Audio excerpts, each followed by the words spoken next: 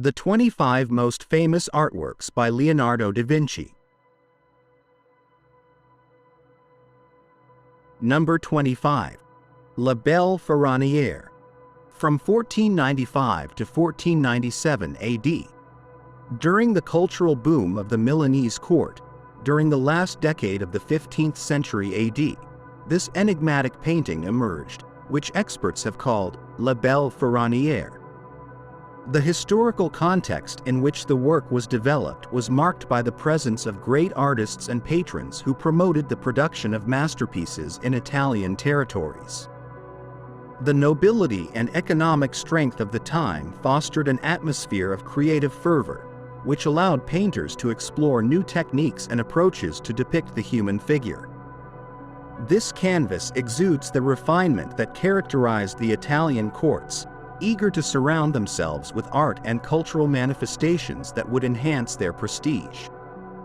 Technically, this painting is distinguished by the smooth transition of light and shadow, achieved thanks to a meticulous application of the chiaroscuro technique and a delicate blurring, known as sfumato. The details of the face show surprising realism, and the model's gaze captures the viewer's attention, generating an atmosphere of mystery around her identity. The subtle enhancement of the contours and the precision with which the features have been painted confirm the anatomical mastery and the thoroughness with which its author worked. This piece was crucial in the painter's career, as it reflects the consolidation of his personal style. A careful study of expression and a particular interest in transmitting the psychology of the model can be observed, something rare in other schools of the same period. Likewise, the exquisite setting with the clothing and ornaments shows the ambition to link the beauty of the portrait with high social status, pointing to the relevance of the portrait as a symbol of distinction in the 15th century after Christ. The impact of La Belle Ferronniere on art history lies in its technical refinement and its innovative representation of the female figure. It became a reference for posterity, evidencing the mastery of its creator and the artistic sensitivity of the time. The mastery of color and the diffuse atmosphere inspired later generations, sealing the legacy of this painting as one of the undisputed jewels of the Italian Renaissance. Number 24. Study for Saint Anne. From 1500 to 1505 AD. At the end of the 15th century, and entering into the beginning of the 16th century, after Christ, the transition of artistic currents in Italy favored the emergence of sketches and drawings of exceptional complexity. Study for Saint Anne is conceived in this framework when the humanist vision permeated the work of artists. The cultural context of the time emphasized the direct observation of nature and the interest in the realistic representation of the human body, elements that are clearly reflected in the composition. The drawing is characterized by its meticulous study of anatomy and group composition, attempting to harmonize the figures of Saint Anne, the Virgin and the Child in a single space. In addition, soft, intertwined lines are used, suggesting the intention of providing the final work with movement and naturalness. Despite being a study or sketch, it reveals the mastery of perspective and concern for proportion, characteristics that its author had perfected thanks to his constant experimentation.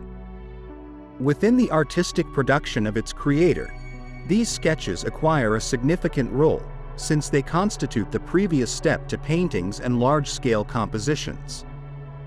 This period of intense creation, between the end of the 15th century and the beginning of the 16th century, marked the intellectual plenitude of the artist, who devoted himself to the observation of both human anatomy and the folds of clothing. The precise stroke and the search for realistic facial expressions show a desire to capture the essence of each sacred character. The legacy of these notes for Saint Anne transcended its time, serving as a source of inspiration for later painters. The care in the arrangement of the figures and the study of emotions became references when addressing religious themes. The drawing, with its delicate elegance and depth, demonstrates that the elaboration of a sketch can be as revealing of the genius of its author as the finished work itself. Number 23. Studies of horses. From the year 1480 to the year 1490 after Christ.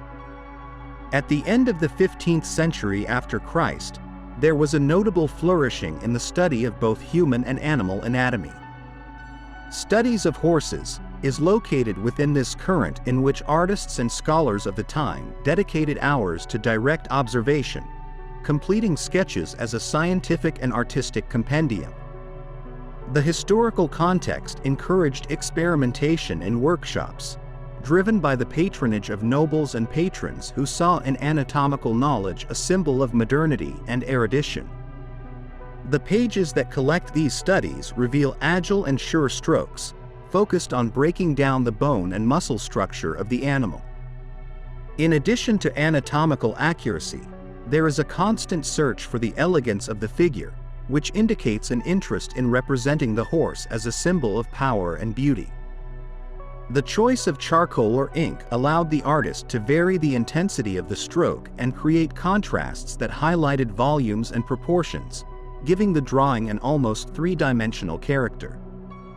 For its author, these sketches were an essential part of his multidisciplinary research, in which he combined art and science for educational and creative purposes. Through multiple trials, the artist perfected his ability to capture anatomy and movement, knowledge that he would later apply in large-scale compositions, such as murals and sculptural projects. The constant improvement demonstrates the Renaissance genius' obsession with accuracy and harmony.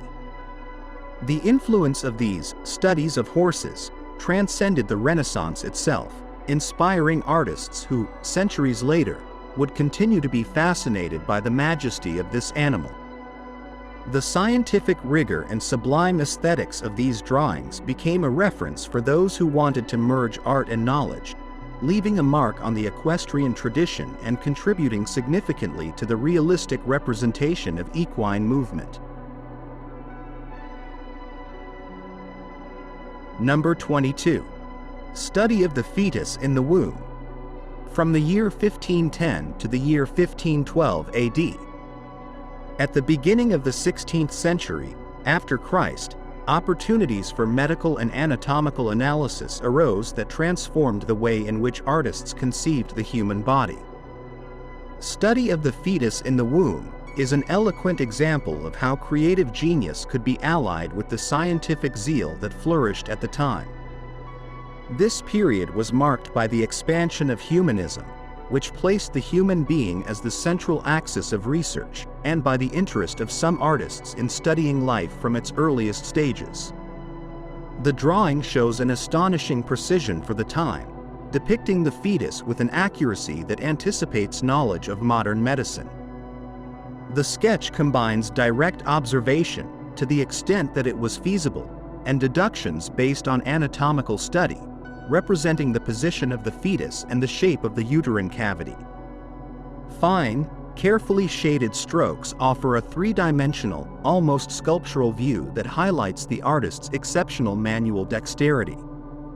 These anatomical studies occupy a prominent place in the artist's career, as they represent his constant search for empirical truth and the inner beauty of the human body.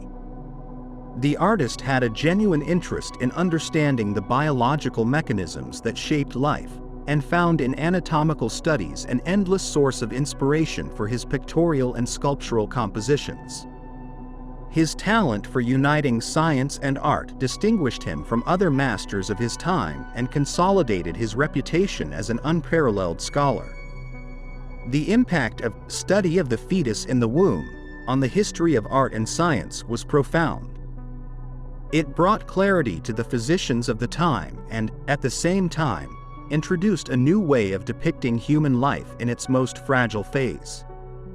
In doing so, the artist contributed to breaking taboos and promoting anatomical research, leading to a greater understanding of gestation and opening the doors to the synthesis between scientific practice and artistic expression.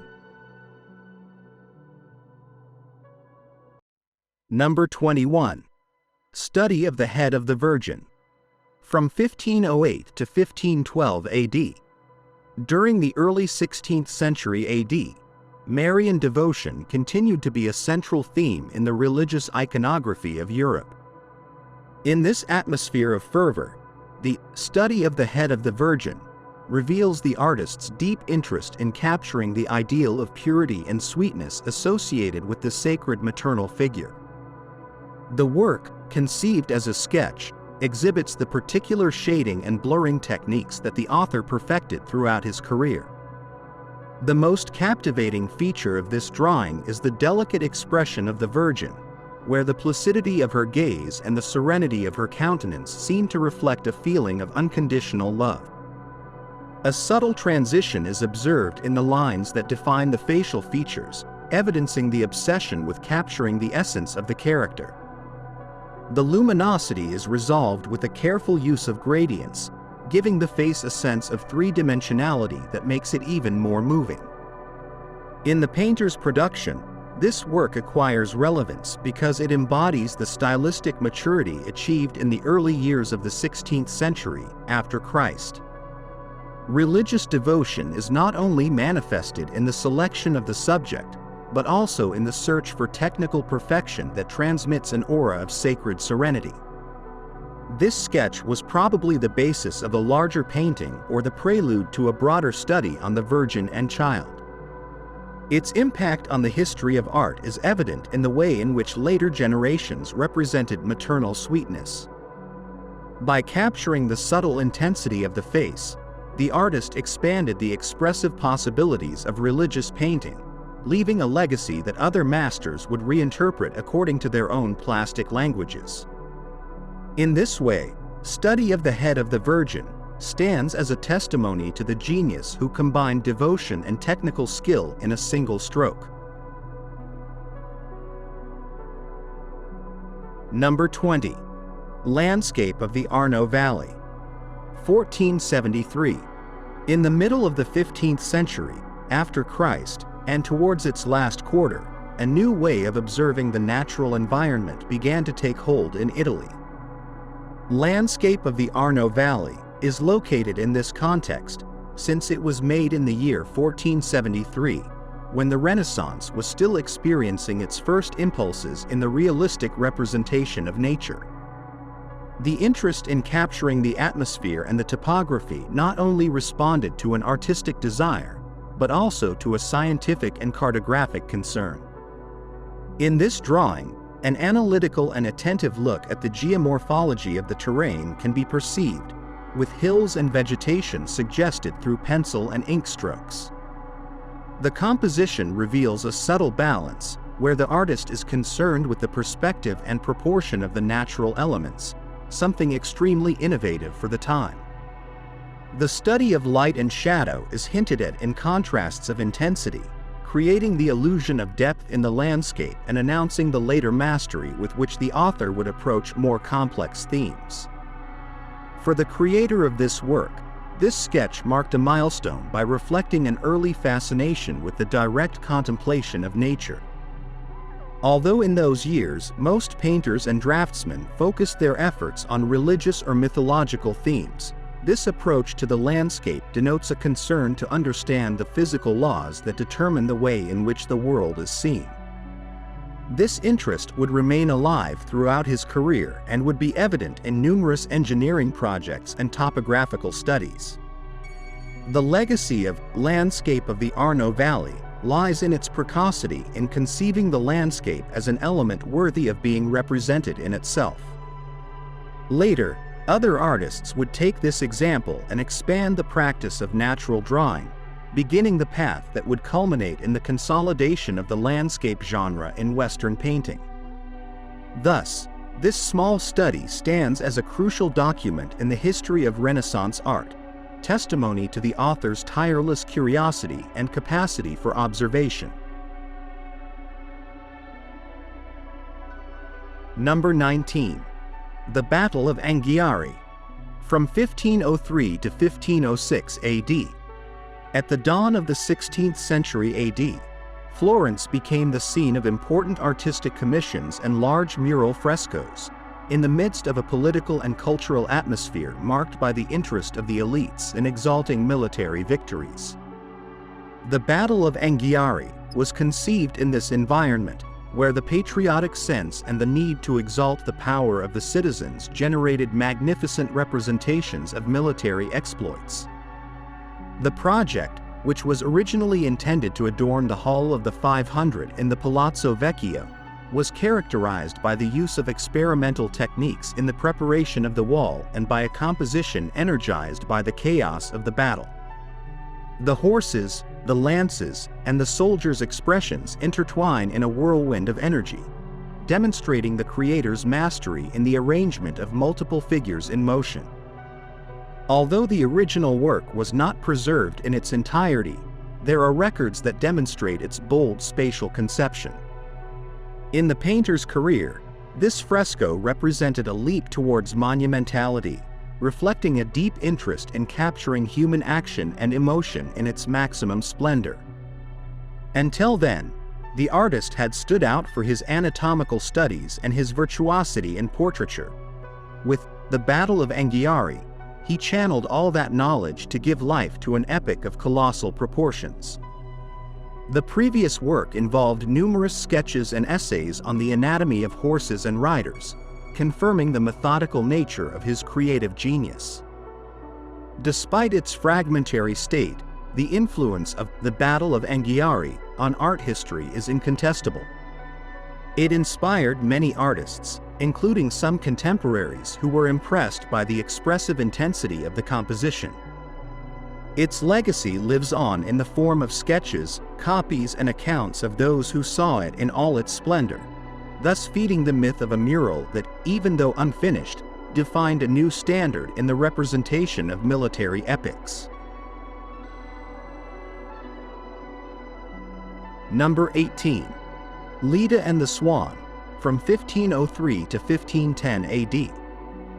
In the first decade of the 16th century AD, Italian artists were fascinated by classical mythology as a result of the renewed interest in Greco-Roman antiquity. Leda and the Swan is one of the works that illustrates this trend by addressing a theme taken directly from mythology, where Zeus takes the form of a swan to seduce Leda. The cultural context of the time favored the appearance of compositions that combined idealized beauty with the narration of stories full of symbolism. In the representation, anatomical study and feminine grace are masterfully combined, highlighted by the delicate nuances of the pictorial technique. The author's obsession with details is evident. Leda's sinuous position, the detailed plumage of the swan, and the subtle interaction of their gazes. The lighting effects and ethereal atmosphere, achieved through gradations of tone and light that caress the contours, give the scene a deeply poetic aura. For its creator, this work was a challenge that allowed him to consolidate his mastery of mythological painting, a genre that required the conjunction of anatomical knowledge, aesthetic sensibilities, and knowledge of classical sources.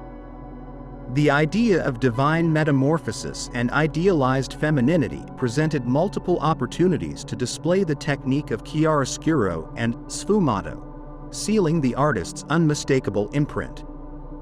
Likewise, the sensual and allegorical character of the work distanced itself from the more devotional nature of his religious works. The impact of Leda and the Swan on art history is significant not only for the exquisite technique it demonstrates, but also for the influence it exerted on other Renaissance painters. With its careful stylization and bold subject matter, the painting marked a milestone in the exploration of classical mythology and paved the way for even more daring and complex depictions in the 16th century AD. Although the original piece has been the subject of controversy and speculation, its fame and allure have endured through the centuries. Number 17. Portrait of a Musician, from 1483 to 1487 AD.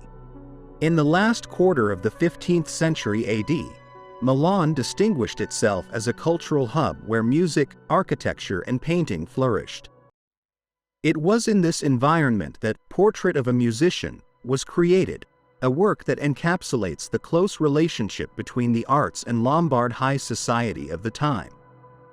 Nobles and patrons, always eager to recognize the talent of their protégés, encouraged the creation of portraits that exalted the individuality of illustrious figures, whether they were courtiers, musicians, or members of the intellectual elite. The painting stands out for the precise modeling of the figure, which concentrates on the face and the contemplative expression of the musician. The use of a palette of soft tones contrasts with the intensity of the gaze, creating a balance between the sobriety of the clothing and the liveliness of the character. The background, executed in neutral colors, reinforces the dominant presence of the portrayed subject, making all attention focus on his features and the musical object he holds. Within the painter's artistic evolution, this portrait demonstrates a growing interest in the personality of the model, a characteristic that would be strengthened in later works. The influence of the Flemish style and the meticulous treatment of details and Italian innovation in the treatment of light come together here, giving rise to a work of great refinement. The anatomical precision and subtle capture of expression reflect the naturalistic approach that the author sought to perfect. The Portrait of a Musician had a notable effect on the way portraiture was understood at the Milanese court. By introducing a certain air of introspection and dignity into the representation, it set a precedent for future commissions that sought to go beyond mere physical appearance. This work thus became a testimony to the symbiosis between art and music, confirming the privileged place occupied by the different artistic disciplines in Renaissance society. Number 16. Saint Jerome in the Desert, from 1480 to 1482 AD. Towards the end of the 15th century AD, religious themes continued to be essential in European painting, especially in Italy, where the church and monastic orders financed commissions for the decoration of chapels and temples. Saint Jerome in the Desert belongs to that tradition, reflecting Christian devotion and the rise of representations of saints in moments of penitence or meditation. The Florentine environment of the time, rich in humanist influences, encouraged the search for realistic and emotional expressions. The work is characterized by showing Saint Jerome, one of the fathers of the Church, in an act of repentance and study, isolated in a harsh landscape that symbolizes the purification of the soul through isolation. The painter used earthy and green hues to recreate the harshness of the desert, while the saint appears with a face lit by faith and anguish, a mixture of fervor and penitence. The anatomical details, especially in the hands and torso, show a deep mastery of the human structure, enhancing the dramatic dimension of the scene. Within the production of its creator, this work is part of a time of intense experimentation, when he combined the meticulousness of the anatomical study with the spiritual atmosphere of Christian iconography. The attention given to the composition is notable, which places the figure of Saint Jerome in a central position and at the same time in a direct dialogue with the desolate environment. The nuances of light and shadow provide depth and mysticism, highlighting the devotion of the saint as a narrative axis. The impact of Saint Jerome in the Desert lies in the emotional force it projects and in the technical virtuosity of the artist. His influence extended to other painters who, attracted by the intensity of Renaissance realism, sought to reproduce the dynamic between human expression and nature. This work, although perhaps less widely known than other works by the same author, was decisive in the consolidation of a pictorial language that would unite faith and anatomical research in a single canvas. Number 15. Head of a Girl. From the year 1474 to the year 1476 after Christ.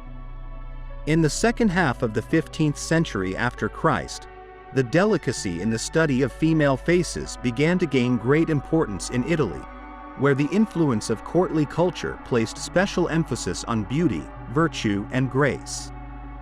Head of a Girl appears in this panorama as a drawing that shows the artist's early ability to capture the sensitivity and elegance of youth. The portrait, of unfinished appearance, reveals an early interest in physiognomy and character. The composition focuses exclusively on the profile and the soft contours of the face, allowing the viewer to perceive an atmosphere of innocence and mystery. The use of subtle shading on the cheeks and the use of fine lines to outline the hair are noticeable, suggesting an exceptional control of the stroke and the search for harmony in each feature. Even in such a specific study, a mastery of cranial anatomy is perceived, reflecting the importance that the young artist gave to scientific knowledge as a pillar of representation. This drawing is part of the painter's first works, a time when he sought to assimilate the teachings of contemporary masters and, at the same time, forge his own style.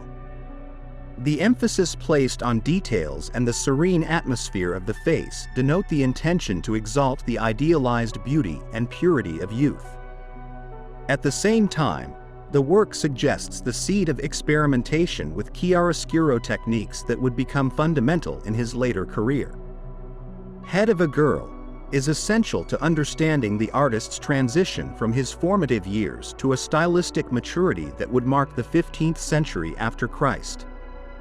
With his focus on the delicacy of gesture and anatomical precision, he laid the groundwork for the realistic and sensitive representation that would characterize the Italian Renaissance, influencing generations of creators who found in the female portrait a fertile ground for plastic and emotional exploration. Number 14. The Madonna Litta, from 1490 to 1491 AD. At the end of the 15th century, Milan was consolidating its position as a cultural center of great importance, where the arts, music, and architecture converged under the patronage of the Sforza family. In this environment conducive to experimentation, Leonardo da Vinci developed the Madonna Litta, a painting that evokes the sweetness of the maternal bond with a deeply mystical tone. The work was probably made for a private setting, reflecting the close relationship between personal devotion and courtly refinement. The painting presents the Virgin breastfeeding the child Jesus, an unusual subject in Renaissance iconography, which usually depicted them in more static attitudes. The soft fusion of light and shadow through sfumato confers a sense of intimacy and tranquility, while the dark background highlights the luminosity of the figures. The loving gaze of Mary and the tenderness of the child create a moving atmosphere, which combines the sacred dimension with the human one. In Leonardo's career, the Madonna Litta deepens his interest in anatomical study and emotional representation. The leaning posture of the Virgin, the precision in the delineation of the hands, and the naturalness of the child while suckling demonstrate the meticulous observation of reality. At the same time, the closed composition frames the silent dialogue of the characters, underlining the reserved character of the scene.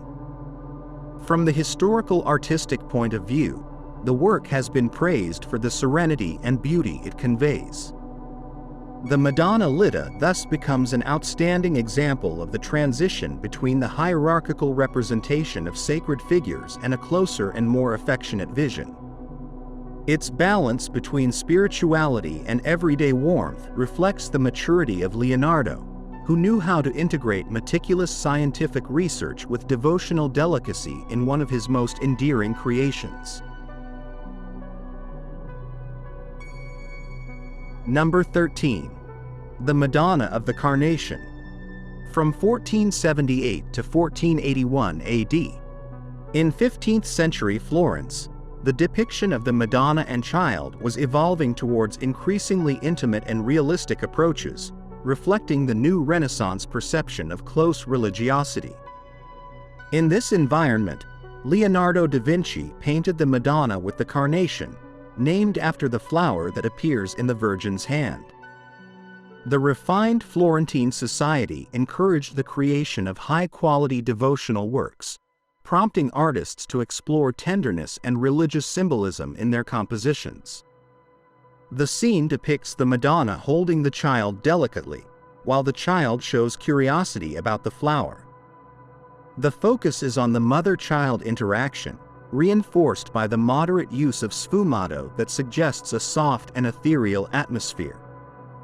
The Carnation, in addition to its beauty, is associated in the Christian tradition with the Passion of Christ, adding a prophetic connotation to the childish gesture.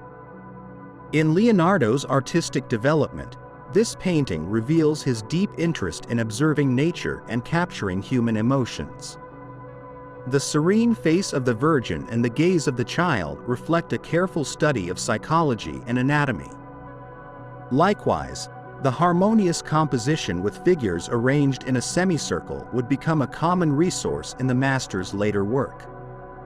The Madonna of the Carnation has remained a jewel of Leonardo's early period, testimony to his ability to fuse sacred symbolism with the everyday representation of maternal love. Despite its apparent simplicity, the precise brushwork and delicacy in the details place it as a fundamental work for understanding the formation of the Leonardo style, a prelude to the artistic conquests that he would achieve in the following decades. Number 12. The Benois Madonna, from 1478 to 1480 AD. At the end of the 15th century, Marian devotion was a central theme in Florentine artistic production, in line with the spiritual revival taking place in Europe. Leonardo da Vinci, driven by an inexhaustible curiosity, undertook the creation of the Benois Madonna at a time when images of the Virgin and Child were very popular. The work was probably conceived for a private oratory or a noble family, interested in exalting the maternal figure of Mary. The scene shows the Virgin holding the child Jesus in an intimate moment of tenderness, while he plays with a flower. The warm gesture and the atmosphere of proximity are reinforced by the triangular composition, where the gazes of the two characters meet at the central point of the action. The early use of sfumato and anatomical observation herald Leonardo's mature style, combining simplicity and refinement in equal measure. In Leonardo's formative process, the Benois Madonna represents a clear advance in the understanding of affections and the naturalness of expressions. The Virgin is not only perceived as a religious symbol, but also as a loving and human mother, a novel approach for the time. The study of light, carefully applied to the faces and the folds of the veils, highlights the painter's scientific and artistic interest in capturing reality accurately. Over time, this painting has been valued both for its spiritual beauty and for its relevance in the evolution of Renaissance art. Its intimate character and the warmth emanating from each brushstroke influenced later representations of the Madonna and Child, which sought to reflect not only the divinity, but also the humanity of the Mother of God. The Benois Madonna thus establishes itself as a testament to Leonardo's early sensitivity and his ability to harmoniously combine the sacred and the everyday. Number 11. The Baptism of Christ, from 1475 to 1478 AD. Towards the middle of the 15th century, Florence was emerging as one of the main artistic centers of Europe, where Andrea del Verrocchio's workshop stood out for its quality and renown. The Baptism of Christ is a painting attributed primarily to Verrocchio, but to which a young Leonardo da Vinci made a significant contribution. The commission, intended for a local congregation, reflected an interest in recreating biblical scenes with a renewed sense of spirituality and elegance. The scene depicts John the Baptist pouring water on Christ's head, while two angels look on with devotion. The soft, blurred landscape in the background and the delicate folds of the clothing are indicative of the meticulousness and transition to Renaissance realism. Leonardo is said to have painted one of the angels and certain details of the landscape, revealing the subtlety of sfumato and attention to anatomy that would later characterize his work. This collaboration was a crucial step in Leonardo's career, as it allowed him to work alongside a respected master and to learn the rigors of the Florentine workshop. By applying his own vision to the elements he painted, he revealed his penchant for the harmony of light and shadow, as well as his desire to capture the inner life of the figures. Although not exclusively his work, the baptism of Christ laid the foundations for his later style. Over the centuries, historians have emphasized the importance of this collaboration for the development of Renaissance painting. The contrast between Verrocchio's strokes and Leonardo's precocious genius gives the work a unique value, as it highlights the transition between tradition and a new artistic sensibility. Thus, the baptism of Christ exemplifies the moment in which the radical transformation that would define painting in Florence and, therefore, that of the Renaissance was taking place. Number 10. Adoration of the Magi, from 1481 to 1482 AD. In Florence, at the end of the 15th century, the celebration of the Epiphany represented a recurring theme in artistic production, as it embodied values of faith and magnificence. It was in this context that a young Leonardo da Vinci was commissioned to paint the Adoration of the Magi for the convent of San Donato in Scopeto. The influence of great masters and the cultural effervescence of the city shaped the artist's vision, who took on the challenge of renewing a traditional theme with his personal stamp. The unfinished work reveals the first steps of a monumental composition. At the center is the Madonna and Child, surrounded by the three wise men and other characters, all immersed in an atmosphere of movement and expectation. The underlying drawing and the still visible strokes demonstrate Leonardo's constant process of experimentation. The use of perspective and preliminary sfumato to unify the figures in space stands out, achieving a sense of depth and dynamism. For Leonardo, this project meant an important exercise in composition and a search for expressive resources. The interest in human anatomy, for example, can be seen in the varied range of postures and gestures that surround the main scene. Likewise, the attention paid to chiaroscuro advances his future technique, evidencing the innovative approach that in a few years he would consolidate in more mature works. The Adoration of the Magi, despite not being finished, is fundamental in the history of art, as it bears witness to the concerns and early evolution of a genius. The magnetism of the piece lies precisely in its unfinished nature, which allows us to glimpse Leonardo's creative process and his desire for perfection. Throughout the centuries, scholars and artists have found in this evolved sketch a valuable resource to understand the genesis of Leonardo's painting and the aesthetic revolution of the Renaissance. Number 9. Saint John the Baptist, from 1513 to 1516 AD. At the beginning of the 16th century, Europe was experiencing a period of religious and intellectual transformation that coincided with Leonardo da Vinci's artistic maturity. Saint John the Baptist, one of his last paintings, reflects the change in the spiritual environment that began to question the traditional structures of the Church.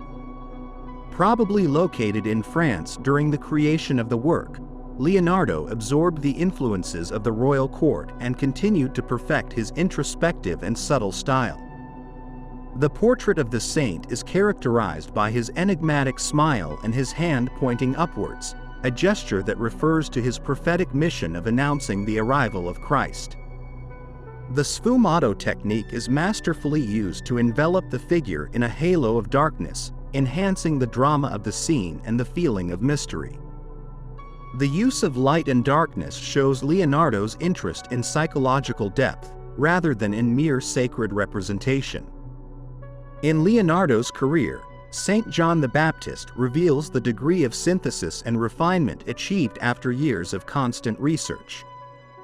The saint's body, outlined with anatomical precision, suggests the fusion between scientific studies and devotional sensitivity.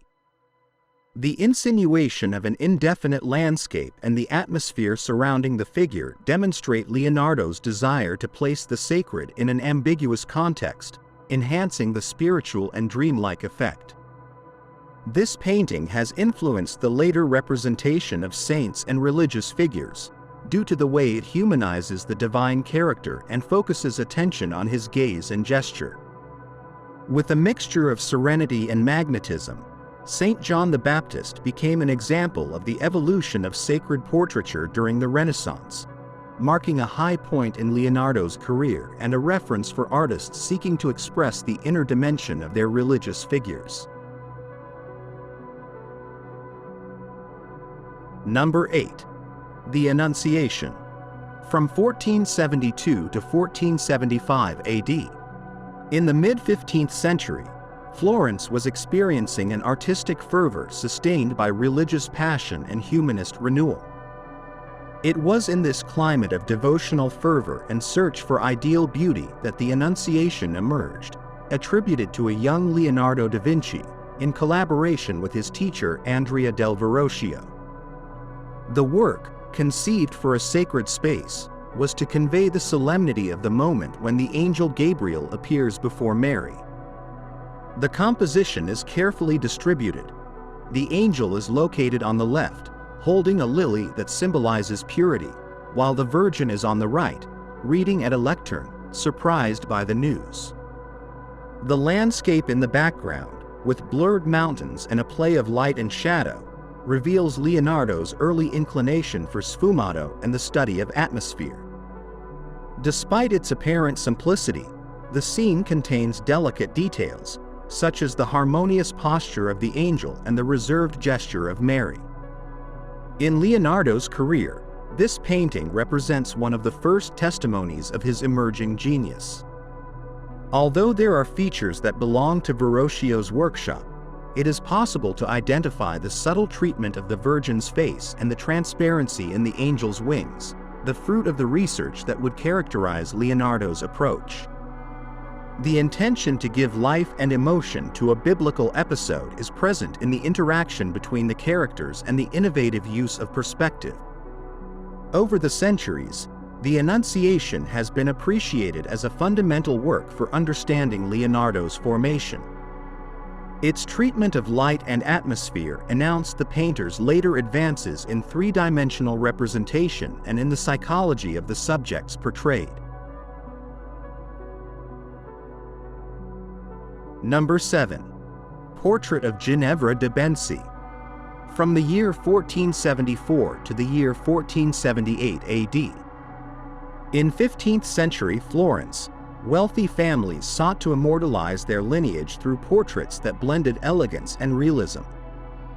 Ginevra de Benci, a member of an influential Florentine circle, commissioned her portrait from a young Leonardo da Vinci, who already showed an unusual talent for anatomical observation.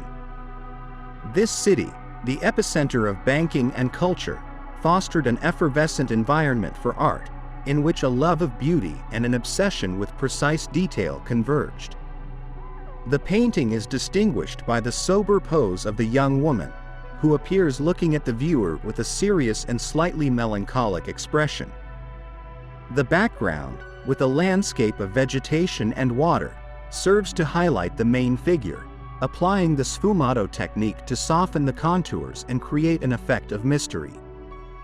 The colorful content and careful modeling of the face underline Leonardo's virtuosity in the representation of skin and human expression. This portrait is a key testimony to the first stage of Leonardo's career, in which he sought to consolidate his personal style. Still in his apprenticeship, he was already developing a rigor in the study of perspective and light. The naturalness of the posture, the subtlety in the chromatic gradation, and the exploration of the psychology of the character reflect the innovative Renaissance vision of an artist who was just beginning to forge his legacy.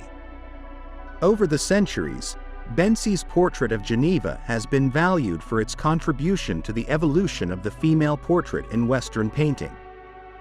It represents the transition towards a more introspective and human representation, where social status gives way to the personality and sensitivity of the model.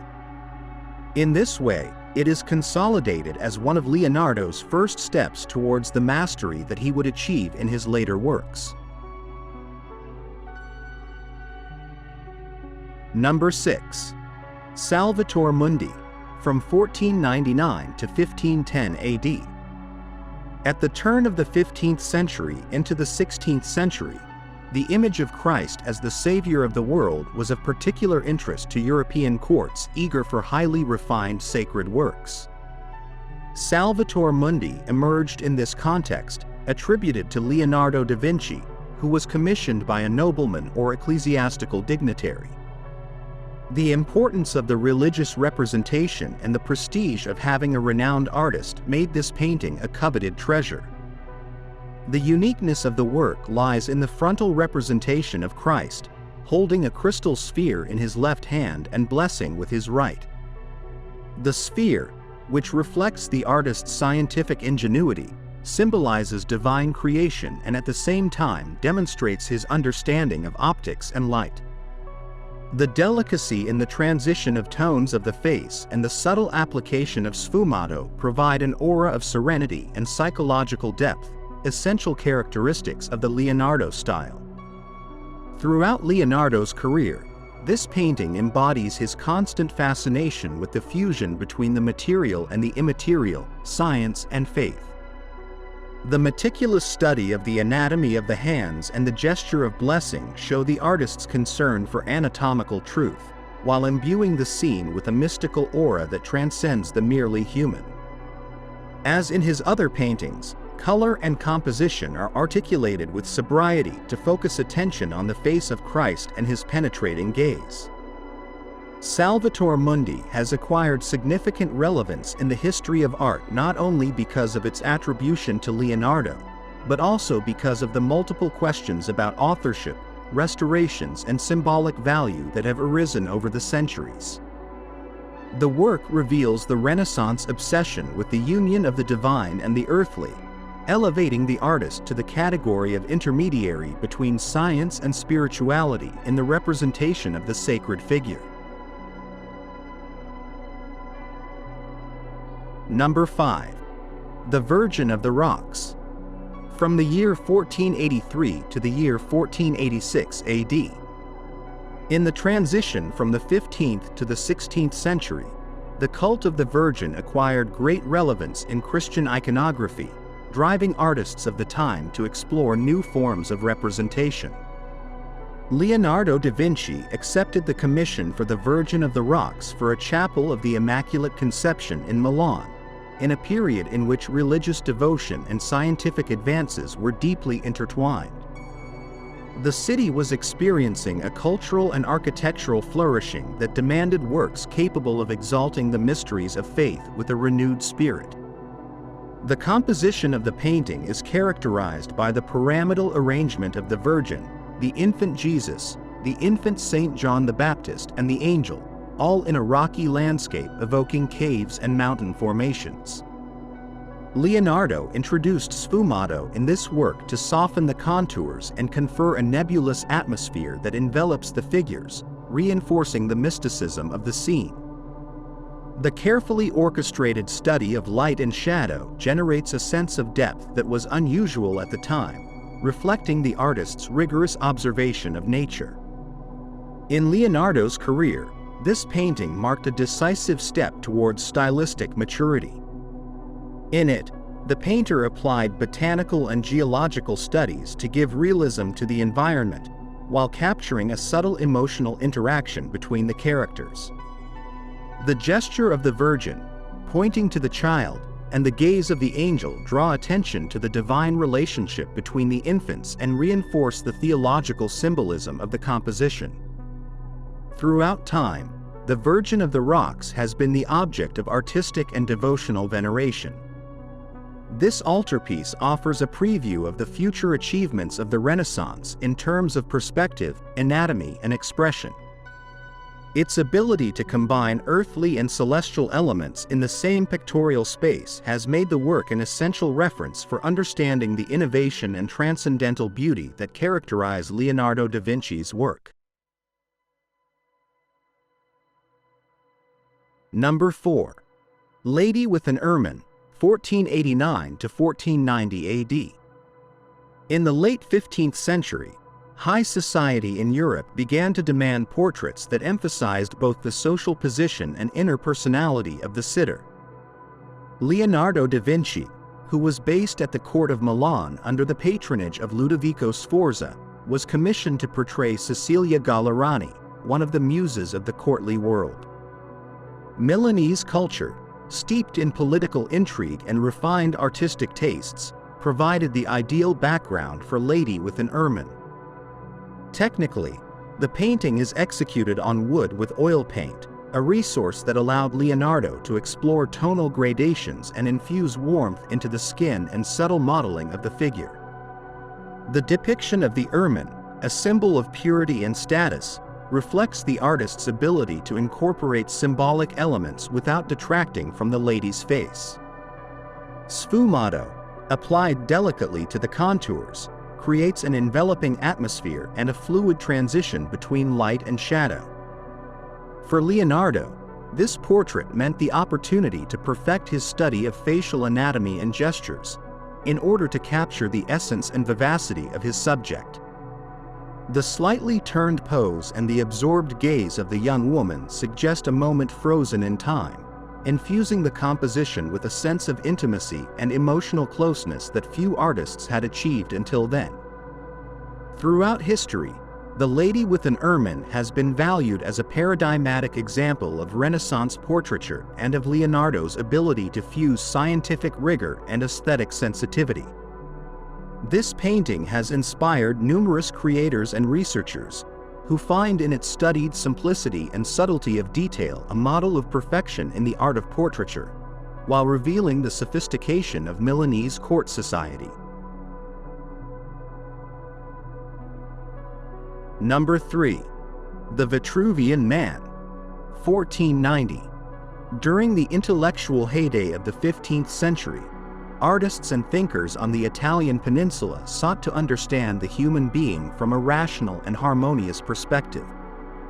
Leonardo da Vinci channeled this concern into the Vitruvian Man, an ink drawing depicting human anatomy in relation to perfect geometry, inspired by the writings of the Roman architect Vitruvius. The era encouraged the union between science, art, and philosophy, thus promoting the study of proportion and symmetry. The human figure, shown within a square and a circle, illustrates the correspondence between the body and mathematical principles. The precision of the lines and the thoroughness with which the muscles and joints are represented reflect Leonardo's obsession with anatomical study.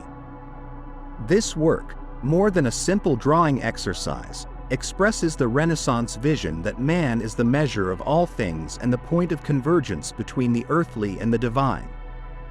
The influence of this study on Leonardo's career is crucial to understanding his working philosophy. By fusing empirical observation and theoretical foundations, he established a research method that he would apply in disciplines as diverse as engineering, botany, and optics. The Vitruvian Man thus became a symbol of his relentless search for truth and universal beauty. This drawing has transcended its status as a sketch and has become an emblem of the connection between art and science. Throughout history, it has been an essential reference in the debate about ideal beauty and divine proportion.